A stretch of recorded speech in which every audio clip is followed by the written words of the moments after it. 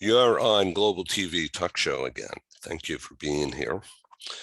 We've done almost 500 broadcasts in about 31 months since the pandemic crashed our live conference business.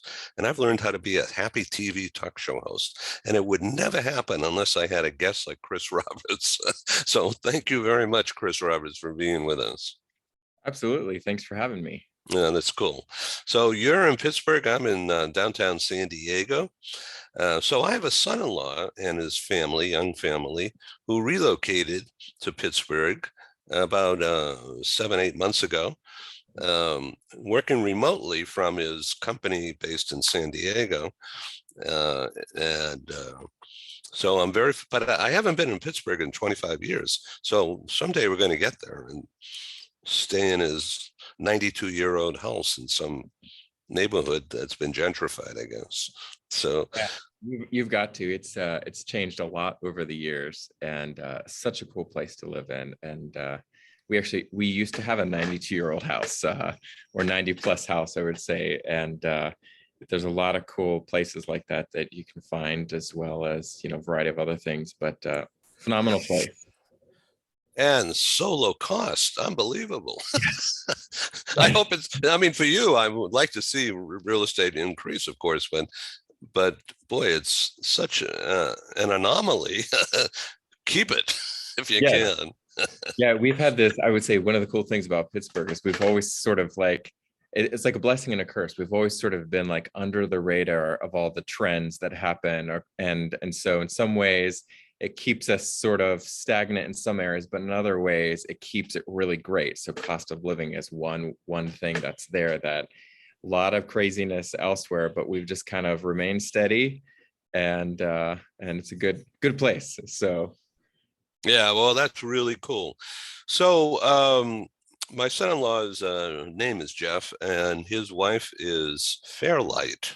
Now, her parents were hippies, so they named their kids these crazy names. Anyway, she's a Presbyterian minister, and she went to divinity school in Pittsburgh, many moons ago. And so she wanted to get out of San Diego. The house doubled in value. So they said, this is it. We can go buy a big house with a half acre of land and pay cash. Let's do it. And so they did. So that's awesome. That's a good way to go. That is really cool.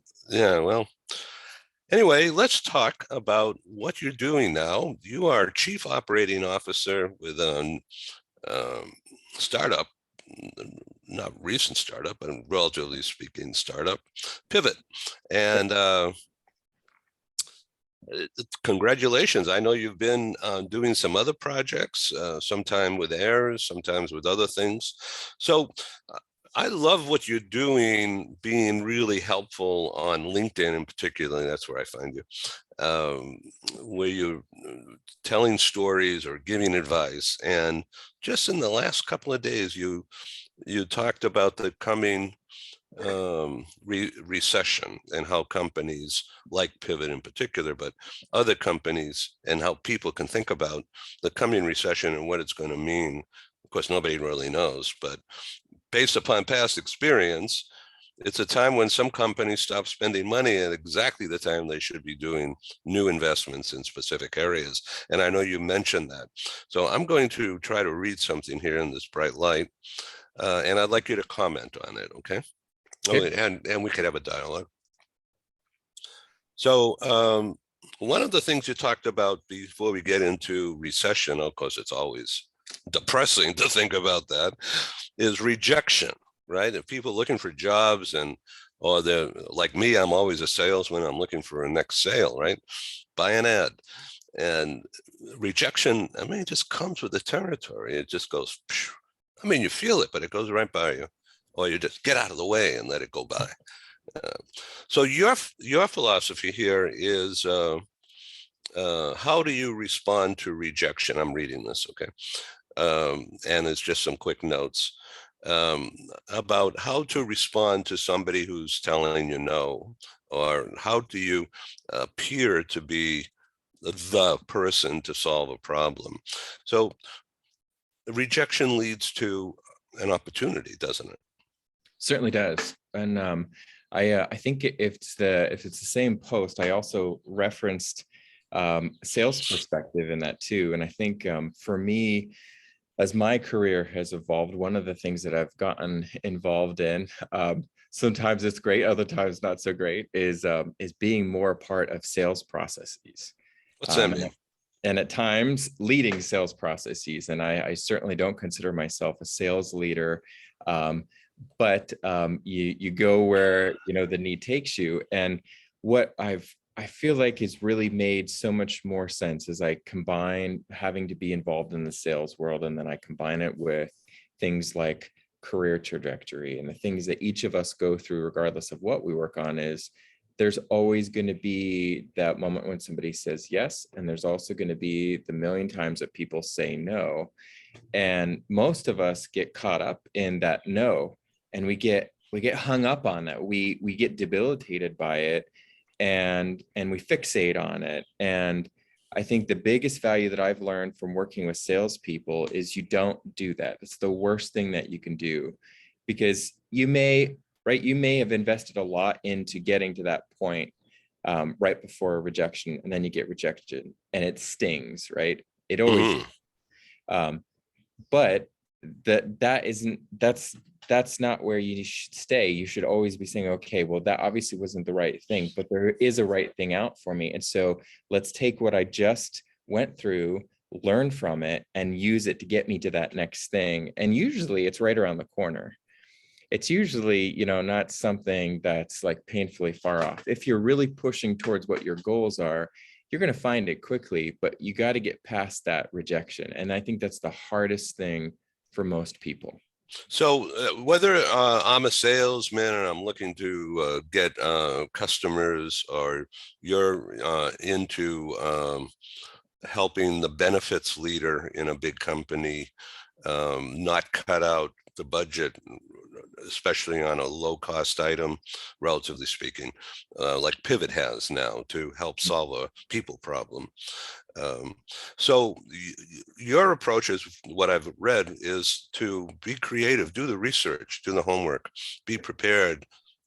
And you may be surprised, and you don't need to do all this. You may get the win right away.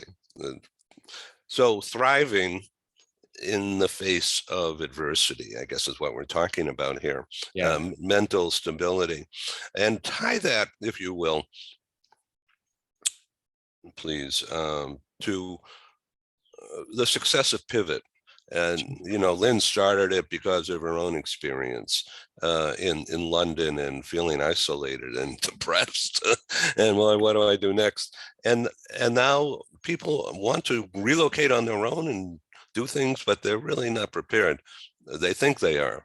I'm going to stop talking.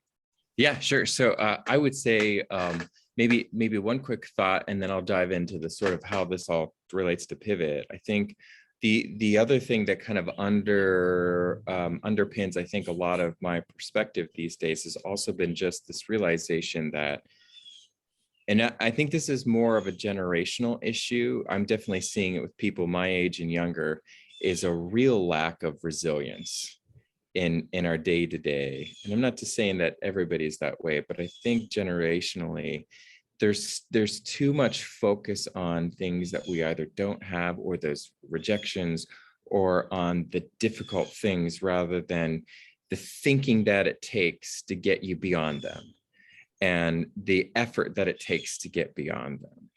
And we could probably make a whole series of episodes just on that. But what I've then taken that and said, what, I've been fortunate to have gone through a number of really difficult things. And so one of them is, back in 2008, I started a business. Started it 2 weeks before the stock market crashed, and I had to learn really, how in the world am I going to survive? And went through a lot of things, from losing my apartment, to not having income for 8 months, to totaling 2 cars, and all of these crazy things. But I survived, and I, on the other end of it, I was very fortunate, and I found a lot of work at the same time, both as a consultant, but then also as a new gig. And then I also met my wife at that time, and a number of other really good things had happened. But I look back on that and I've been able to use that as a foundation for then going through new things that I have to go through. And so I think that's brought me to this place where I get really passionate about helping other people thrive, helping them to pursue things successfully, whether it's in their personal life or their professional life. And so I think that's what really frames up a lot of my perspective and what I share. And Yeah. then So let me jump in for a second. yeah, I don't want to break your train of thought, but resilience training are toughen up, but the concept here is to be prepared to expect a problem rather than live in a world of Sesame Street, make believe. right. Yeah, and I think going beyond, I feel like we're almost as a society in a state where we're almost paralyzed at times because we get so focused on talking about our problems, and we get so focused on talking about, as individuals, my problems and my life is difficult. And while it's good and it's healthy to talk about those things and to have outlets to be able to express that, it's equally important for us to then understand, how do you solve those problems and how do you move beyond them? How do you find the right support? How do you get the right resources you need to go beyond that? And that's where I get really excited about and want to jump in and help others, and also I would say, and improve as an individual too. Let's talk about Pivot and the app. Sure. And it's been curated since Lynn and I first met Yep. virtually a couple of years ago. There's been a lot of growth and development, of course, but what's the biggest change since she first started the app? And what have you seen, and where are you focused on for this coming fall and the application? Because we're entering a new housing market. Yeah. A lot of cancellation doesn't mean prices are crashing, no, but it's different though. It's different. So how are companies, I don't even know why I'm asking that, but I'm thinking of this. How are companies going to change their relocation policies? How are they going to think about, are they going to be stuck with a house that they bought and now it's going to go into inventory because they can't sell it, or Right. what? So I would say, first of all, with respect to what's changed, our biggest thing was we started out as a local community builder. And so our thought was, people are moving all over the place. Yeah, And that's just like a one-on-one tool, right? right. Yeah. And when you move, you need to find your new people that can be there to help you. And as we dug into that and we launched a beta and we did all this research, we started to realize that there's actually a whole area of value that needs to be delivered to people that goes beyond local. And when you look at local, a lot of the needs that people have to find local support are already out in the industry, and are also out there even just by doing a Google search, for example. And so as we dug into this, we were starting to realize that there's value that can be delivered anywhere, regardless of where you live. And so part of that is saying, one of the biggest areas of value is just connecting people based on the experience they're going through. And so, for example, your son moved to Pittsburgh from San Diego, and maybe I'm moving from Pittsburgh to Seattle. We're not going to the same places, but we could connect because we both have a family, and we both have the opportunity to live in a 90-year-old house, and we both have the opportunity to go across the country, and likely are dealing with all these other things that aren't addressed through typical relocation support. And so we're looking for ways to connect people experientially and to help them be able to say, hey, I can talk to somebody who knows that this is difficult, and can either share in the experience with me in real time, or maybe you and I are connecting, you've moved 5 times already, and you've got wisdom from your experience that you can share with me to help me be successful. So I think that's our biggest shift, is looking at this in more of I would say maybe universal viewpoint and saying there's a whole global community out there that could leverage regardless of where they are. So that's the biggest shift I think that we've had.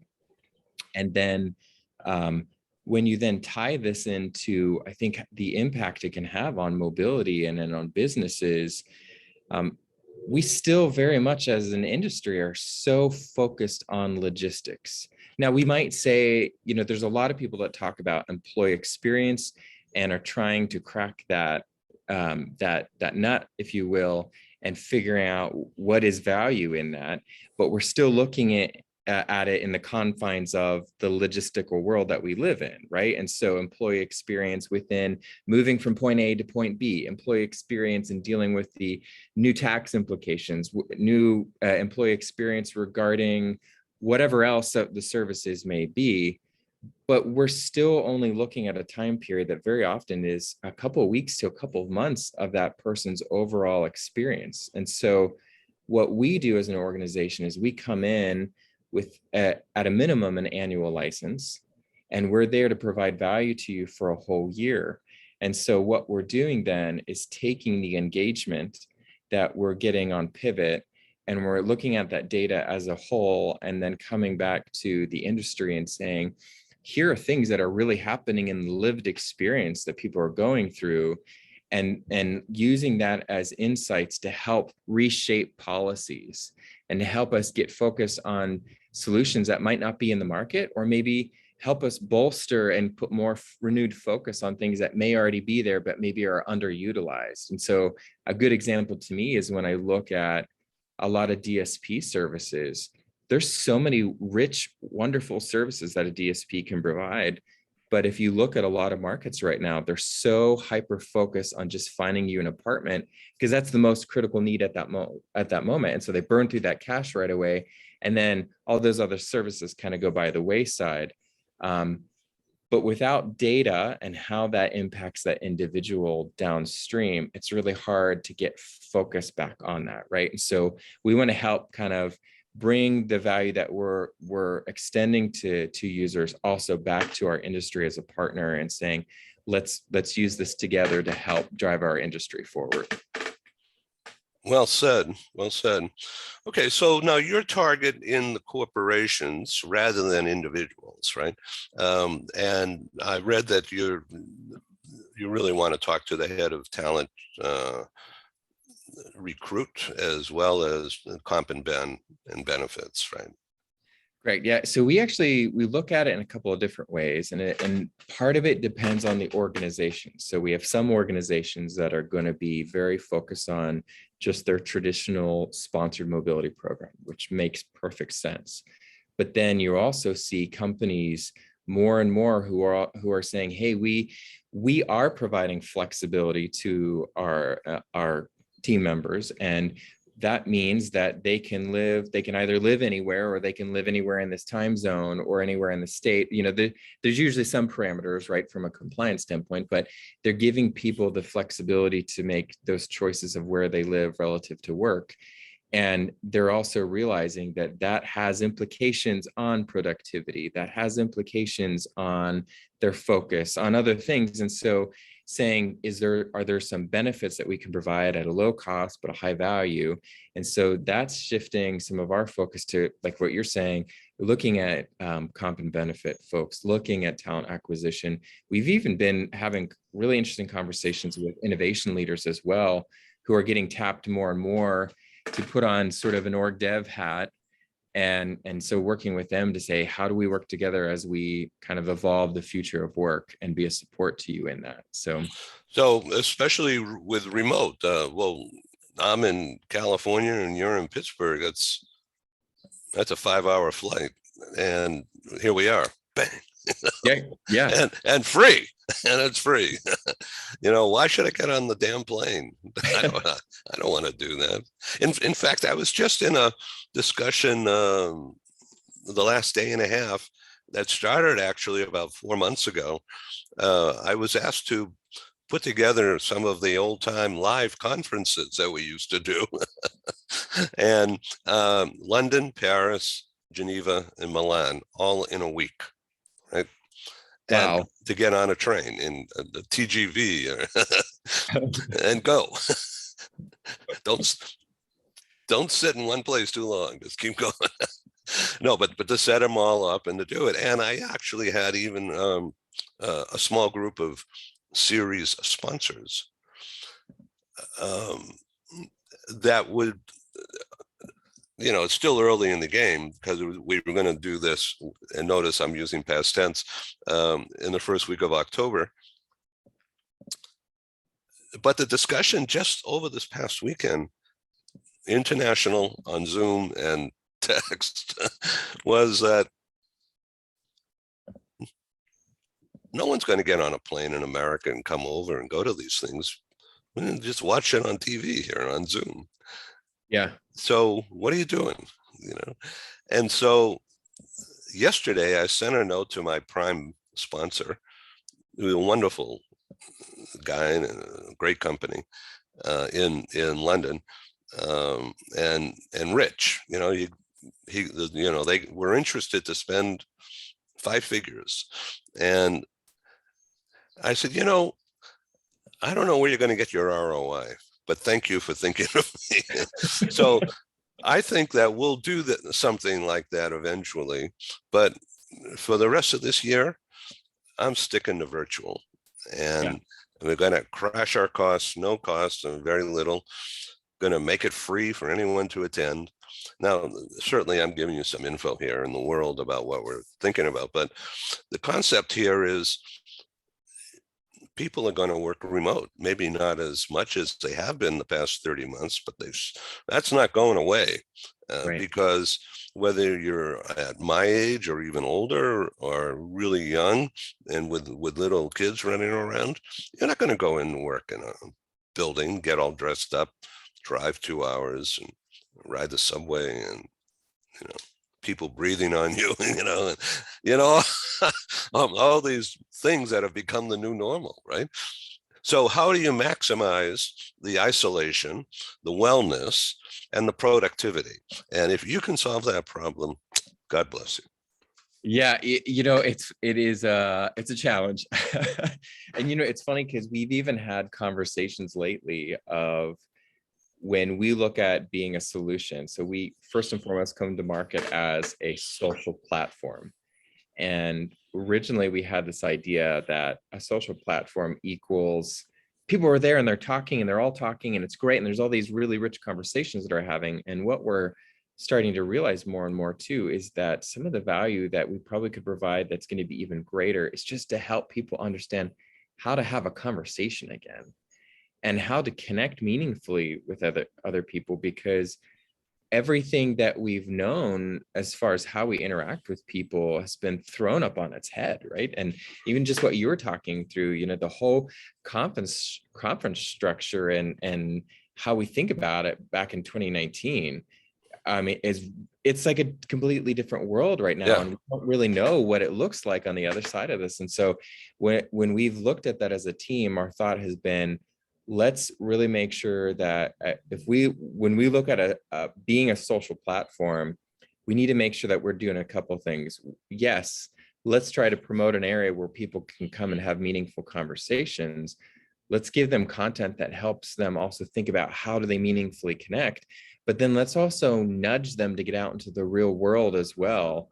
And so that could be something just as simple as like, hey, at that bagel place that you go to every day, go introduce yourself, because that goes a long way in making you feel like you belong.